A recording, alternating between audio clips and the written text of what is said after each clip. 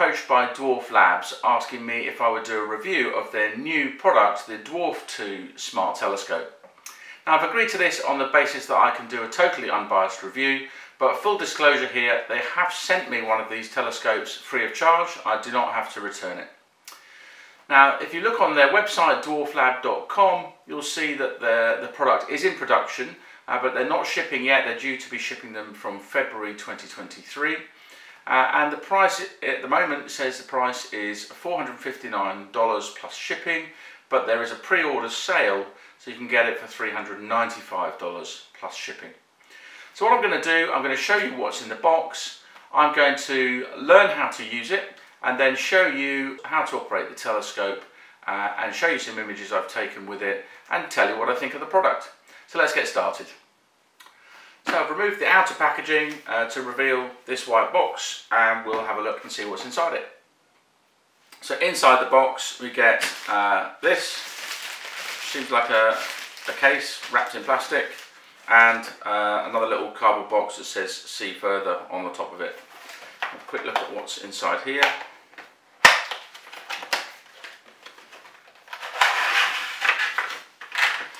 So we've got a mobile microscope called Tiny Scope. We've got what I believe is the filter holder, and we've got 3 filters in a little case, and we'll take a further look at what they are. And then in the plastic bag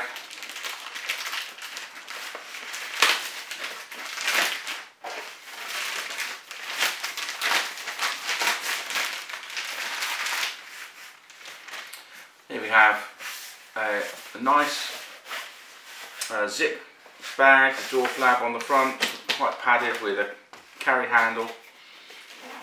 I presume that we zip that open to reveal the product inside. Let's take that out. So there's the unit itself. Box, or a couple of boxes inside there, presumably with cables and the like, and a 64GB SD card. So I've removed the rest of the packaging, and this is what we have. So we've got the smart telescope itself. First impressions of that, it's quite heavy. It feels like it's really nicely made. You can see it's got an azimuth rotation about it. It's got a tripod mount, a threaded hole at the bottom here, and you can see the pivoting section with the 2 camera lenses on it. We've got the power button on the top here. So yeah, interesting. We've got a shoulder strap for the bag, the 64GB Samsung micro SD card. We've got this little tripod, which is really very small. I'm not totally sure that this is a tripod that I would use. It seems very light given the weight of the telescope, but we'll certainly give it a go, and I think when I first try this I will try it on this tripod so we can find out whether it's fit for purpose or not. It seems to have a simple lockable ball head on it with a thread at the top here. Okay, so let's get into how to set this up. So the first thing I'm going to do is to fit the little micro SD card in, and where that goes is if you rotate this section, there's a little rubber cover here, and let's pop the cover off, and we can fit the card, and then return the cover. I think this little tail that it hangs on is actually getting in the way when you try and put it back in, but it just gone in okay now. There we go. Alright, so we've got an SD card. Let's see what's next. So we have this little leaflet that comes with the product, and it explains how to get started. It says to turn on, we short press the power button. You can see that it's lighting up on the end here. And to turn it off, we long press the power button for more than 5 seconds. So we press and hold this button for more than 5 seconds. Okay, so far so good. So we've been able to turn it on. I haven't charged it at all, so it seems to have come with at least some charge in its battery. And it says the next thing I need to do is to download the DwarfLab application. So I'm going to do that on my smartphone. So just a note on charging cables. It does take a charging cable. The port is here, it's a USB type C. But note that there's no charging cable that actually comes with the unit. I've just used the charging cable from my mobile phone.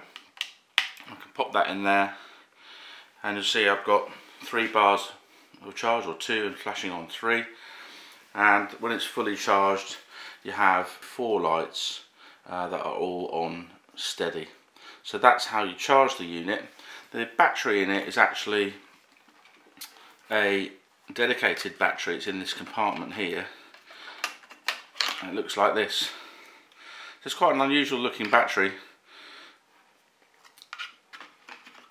And just pop it back in like that, and then close this compartment,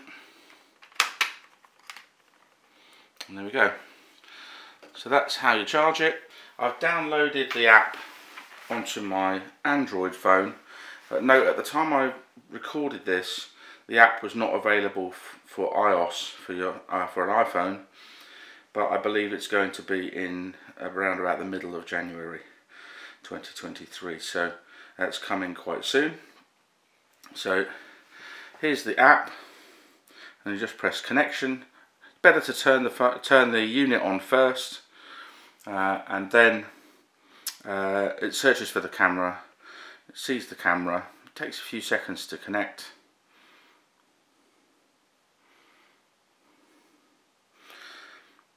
When this comes up, just continue to wait,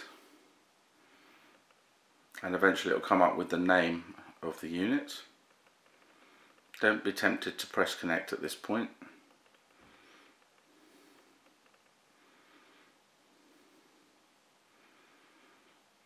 As you can see, it does take quite a few seconds to find it. Then when that comes up, you just touch on that and it will connect.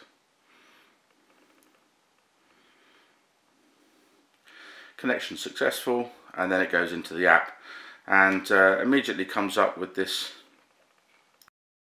view. And I believe it's currently showing the telephoto lens. You can touch on this insert and swap them around.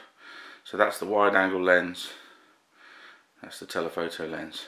So I'm going to take this outside now as it's daytime and have a go at looking at the sun.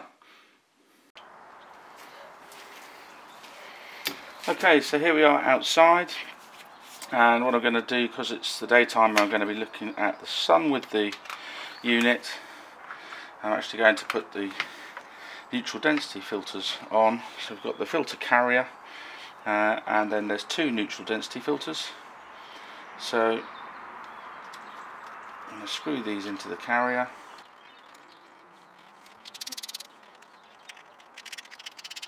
Okay, and we can actually rotate the head in elevation to get access to this.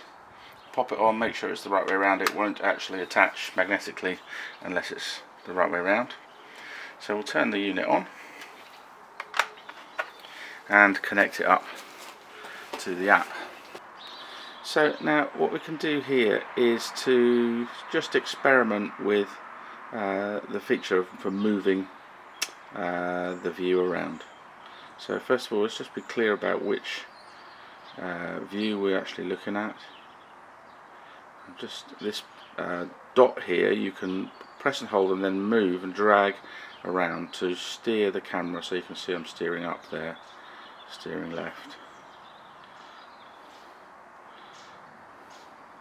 steering down. Hopefully at some point we're going to see the sun somewhere. There's the sun. Let's try and get the sun roughly centered. Down a bit. Looks like we've got a bit of internal reflection.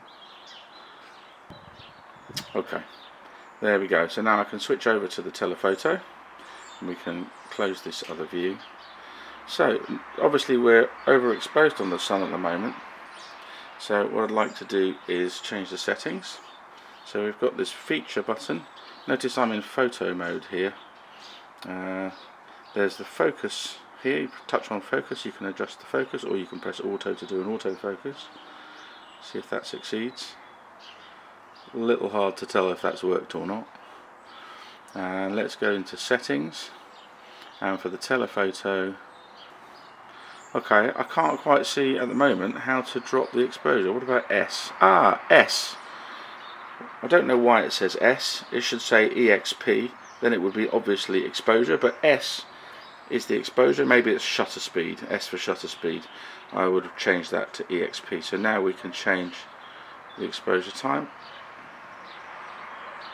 60th, 100th of a second. Okay, now I can see that I'm out of focus, so I'm going to go back into focus and do auto again. Oh, has that worked? It's not quite in focus. And I'm also, the sun is moving away a bit, so let's bring it back to the middle. Okay, and let's attempt to improve the focus manually.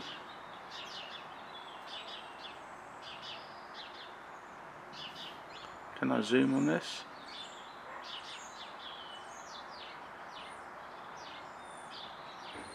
Yes, I can. Oh look, I can drag.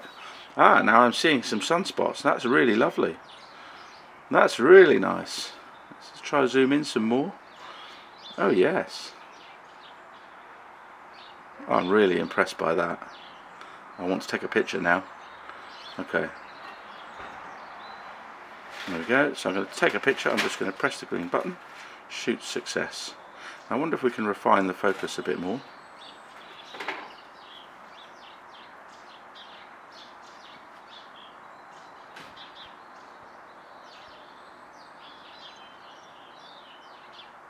That's about as good as it's going to get.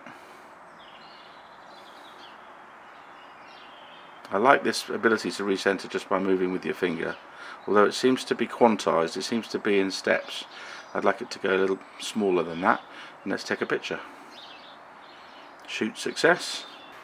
Okay, so I'm going to try the tracking feature now. We can press feature here and it toggles this track button on and off.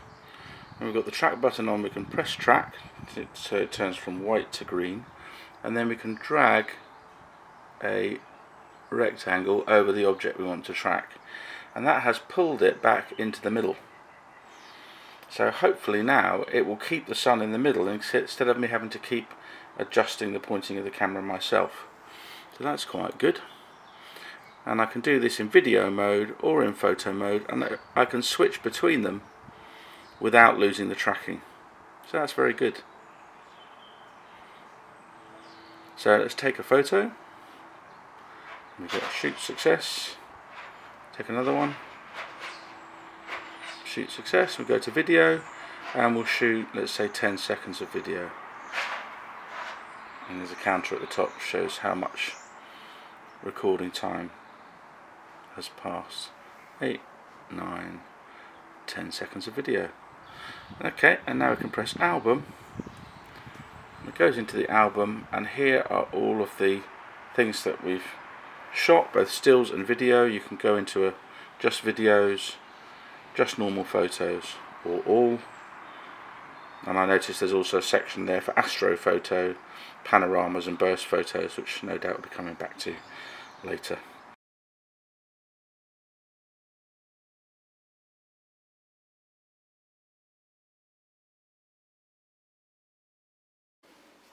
Okay, so the first thing we're going to do is we're going to look wide angle, and we're going to see how good our focus is. We're going to try and center on a bright star. So we can steer by either pressing the up arrow here or by moving right. You see it's moving very fast. If you can see these stars moving by, but they're moving very quickly indeed. So to change the speed it's moving, you can adjust this. It's very fast, very slow. Okay, so here we're looking at the wide angle, and we're going to I'm going to change the wide angle settings actually to use a longer shutter speed and a bigger gain so we can see what's going on better. So a longer exposure time. Let's go for 0.8 of a second on the wide angle. And let's try and get something in the field of view. And see a star there. I'm just going to get it into the rectangle in the center so that that star can be seen by the telephoto lens.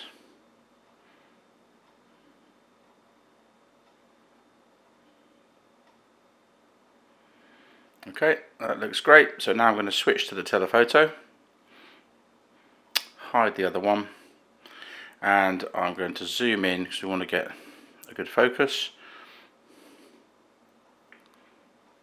So we'll zoom in on this star, open up the focus. Don't try the autofocus. If you do, this is what happens. It does not like it. So we'll do it manually.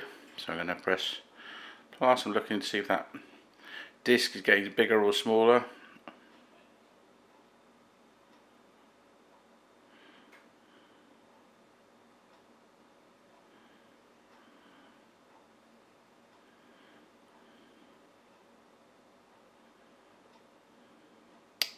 Try the other way.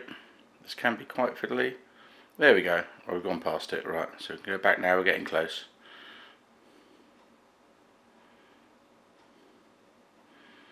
They really need to fix the autofocus algorithm, and I believe they're working on that.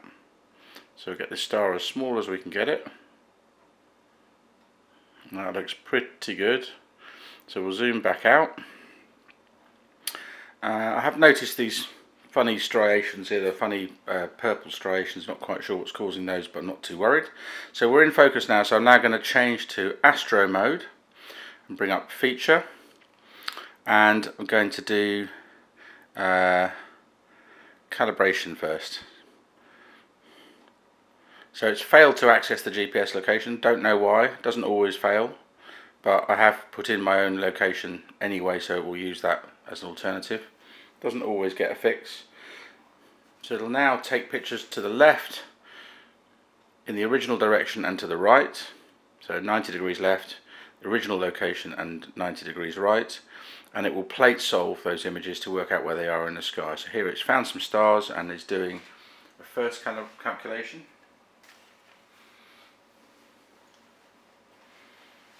This part of the functionality works really, really well.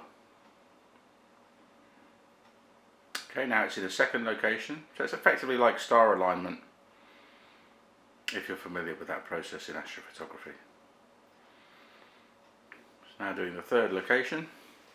If it fails to plate solve, it will say so, and the usual reason for that is either that there was an obstruction, it couldn't find any stars, or you're out of focus, or both. But it's succeeded, so we'll press the tick. So we've succeeded, so now we can do an auto go to, and I'm going to go to the Seven Sisters, M45, Seven Sisters, and press confirm.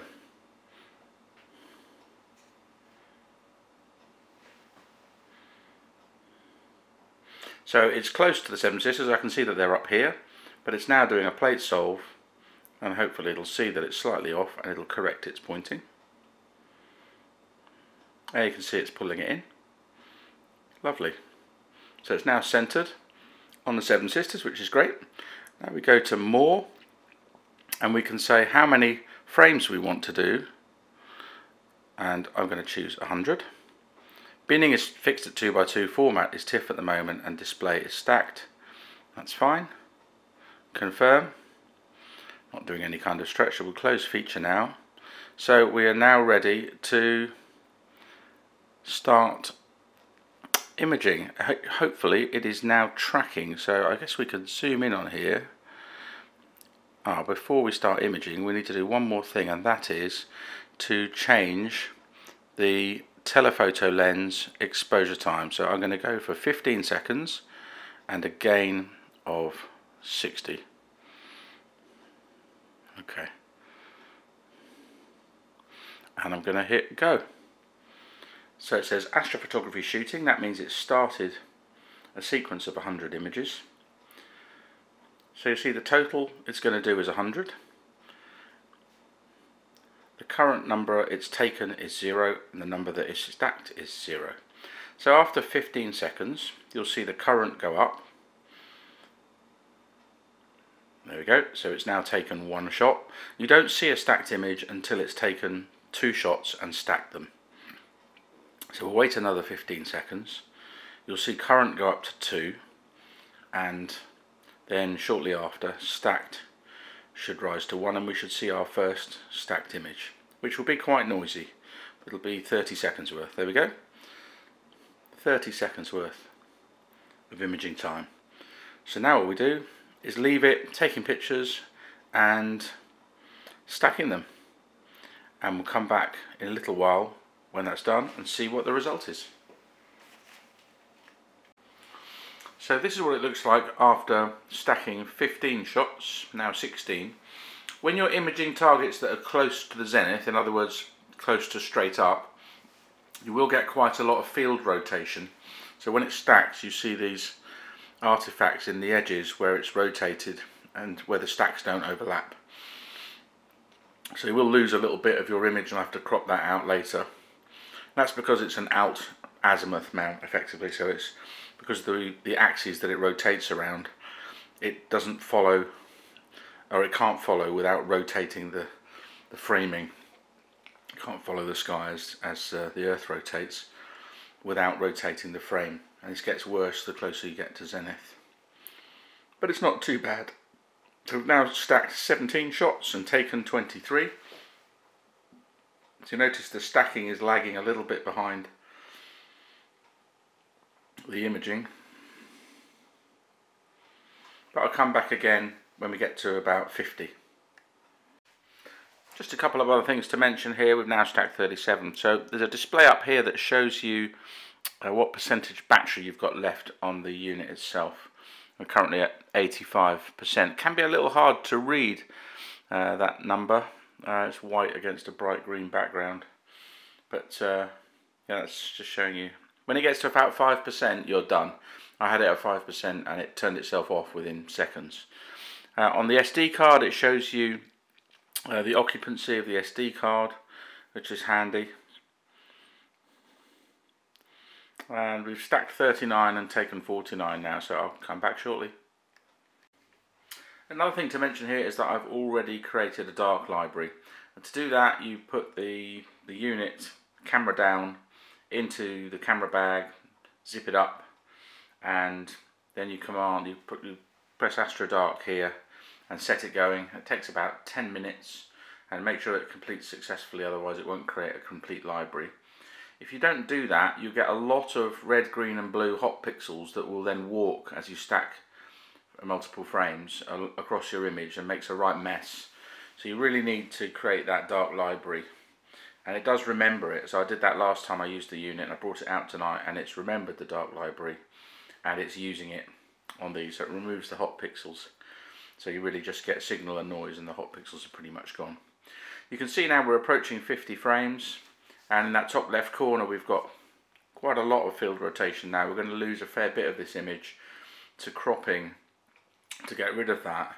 So I'm probably going to stop actually when I get to 50 stacked. In fact, it's taken 63, and I can stack these images just to get the original images from the SD card and stack them using Deep Sky Stacker, and then stack all of the images that it's taken. So that's the Seven Sisters or Pleiades.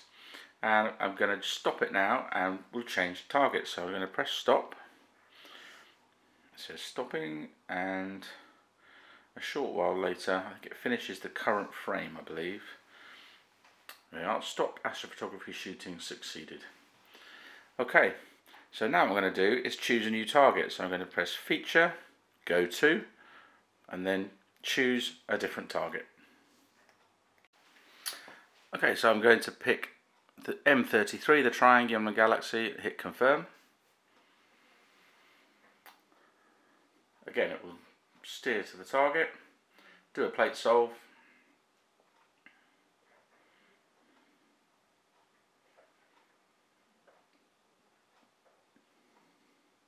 Correct its pointing and do another plate solve to make sure it's in the right spot.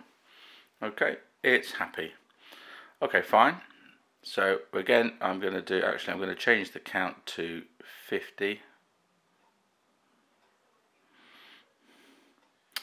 This curve stretcher, you can actually do a curve stretch on your image while it's stacking, which is good fun. So we'll come back to that maybe on this next one. Okay, can't really see the galaxy at all, but we're going to set, again, this is irritating, it keeps changing the exposure time and gain back to the same numbers rather than leaving them where you set them last time, so you have to keep changing them. I'm going to leave the gain at 80 this time. It's a much fainter target than the Pleiades, so it's 15 seconds and gain 80. Alright, let's set it going.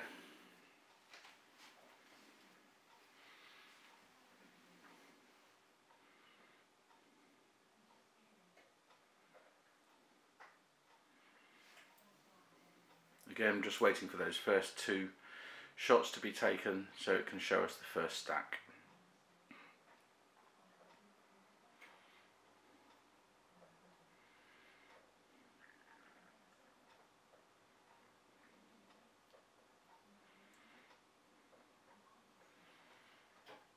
Okay, a few more seconds, it should have two shots.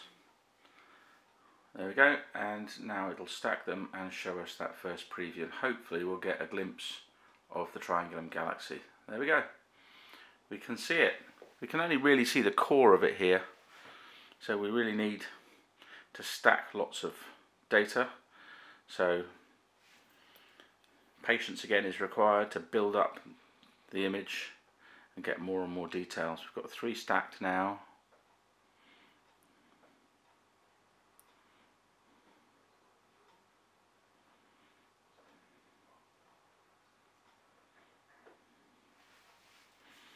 Now you can, if you want to, I was mentioning about the stretch, so you can bring up the curve stretch and you can just click and drag and you can do a stretch on the image and hide it. You're not actually changing the data, you're just changing the visualization of the data to try and stretch. At the moment it's very very noisy, which is no surprise because we've only got 6 lots of 15 seconds, so that's only a minute and a half of imaging with quite a small aperture, so we can't expect amazing detail, but we can see the galaxy.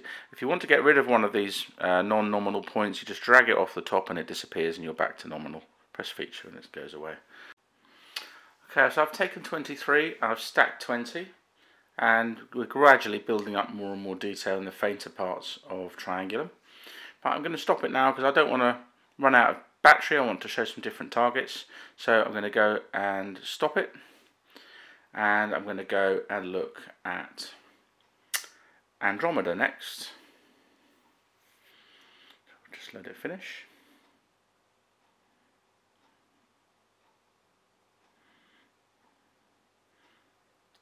So it's finished. Back to go to, we'll go to Andromeda, confirm.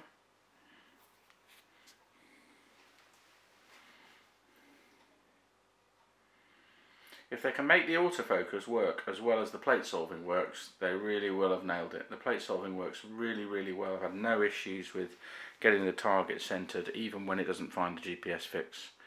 It's really works really, really well. I can see it already, look.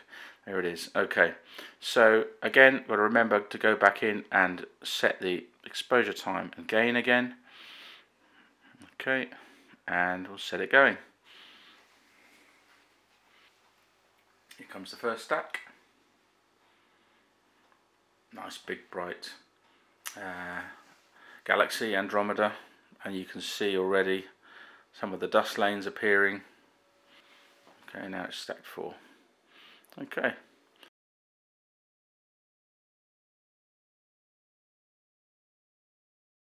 So I can now go and choose M42, confirm.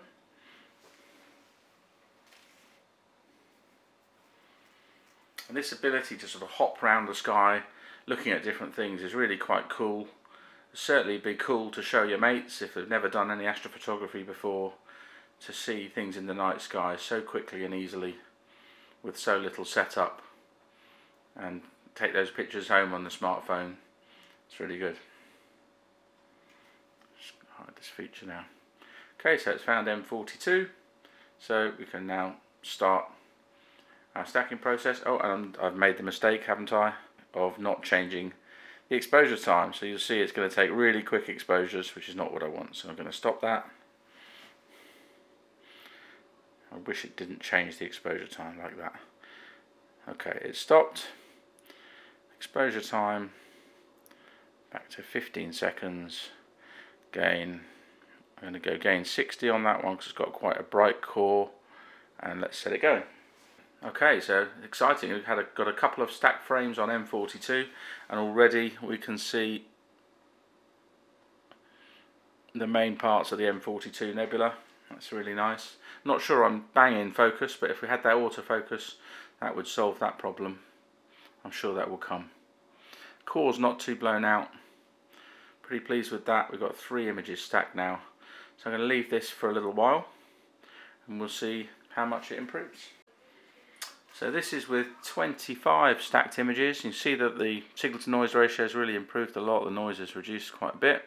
We're starting to see the Running Man Nebula starting to appear up here, which is quite nice. Well, let's leave that going for a bit longer. There's actually some faint nebulosity around this area here, and you're just starting to see that as well.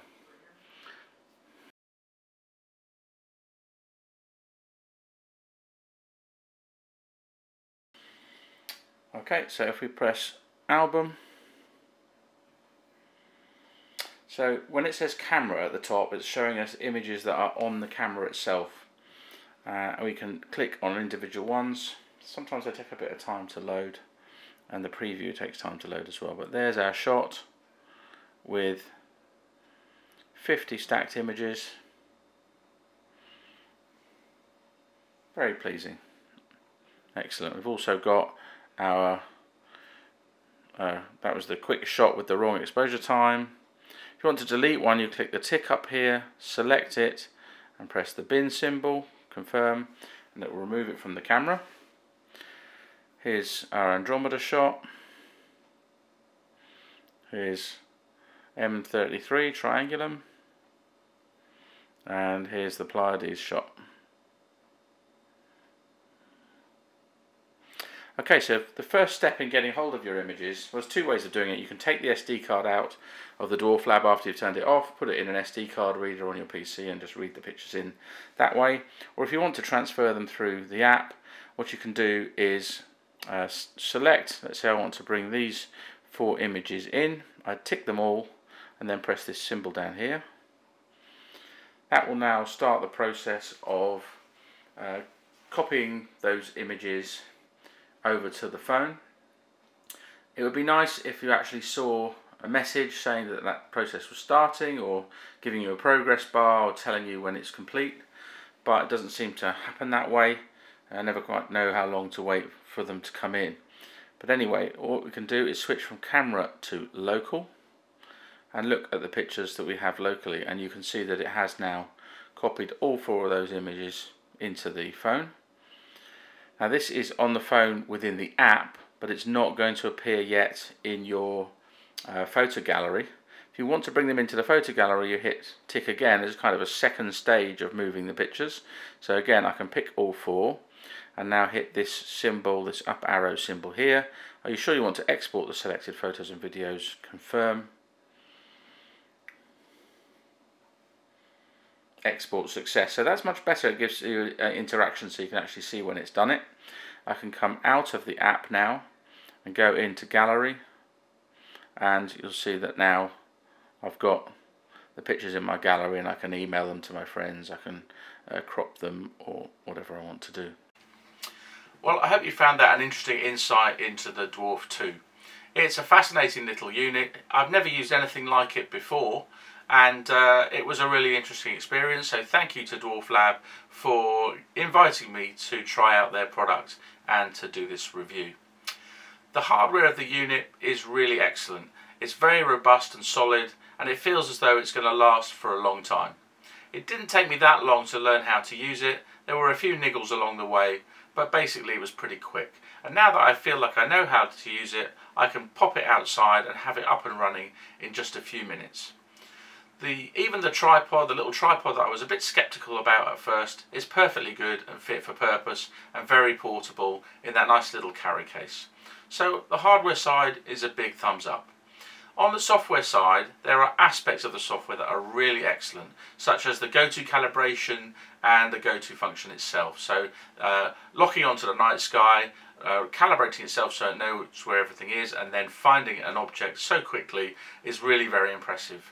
The thing it's really lacking most of all is that astro mode autofocus. They need to bring in the classical sort of parabolic curve fit type astro autofocus routine that you see in mainstream astrophotography software like, say, Nina or Sequence Generator Pro. That will be a massive asset. I wasn't confident that any of the pictures I took really were properly focused, spot on as sharp as they could be. But I know that DwarfLabs are working on an autofocus for the astro mode as we speak, and I know that because they've been extremely responsive via email. I've sent them a number of suggestions to improve their product, and they've been extremely responsive and very helpful. They've answered my questions, and it sounds like they're working on a number of upgrades in the future. They've also upgraded their upgrading system so that the way you actually upgrade the firmware has become easier too, and you can do it through the app. So who's this product for? Are you thinking about buying one? Who's it really for? Well, it's not for everybody, that's clear. The discerning astrophotographer who wants to gradually grow and build their collection of mounts and cameras and telescopes and the like, it's not really for that kind of person. But if you're thinking of a gift for somebody who's never done astrophotography before, and you think that this might inspire them to get into it, well, it'll be a really great gift to someone in that category. Also, if you're looking for something really portable that you can take on holiday, pop outside, and within a few minutes take pictures of amazing night sky objects to wow your friends and family, it's pretty good for that too. Anyway, I hope you found the review useful, and I'll see you next time. Clear skies!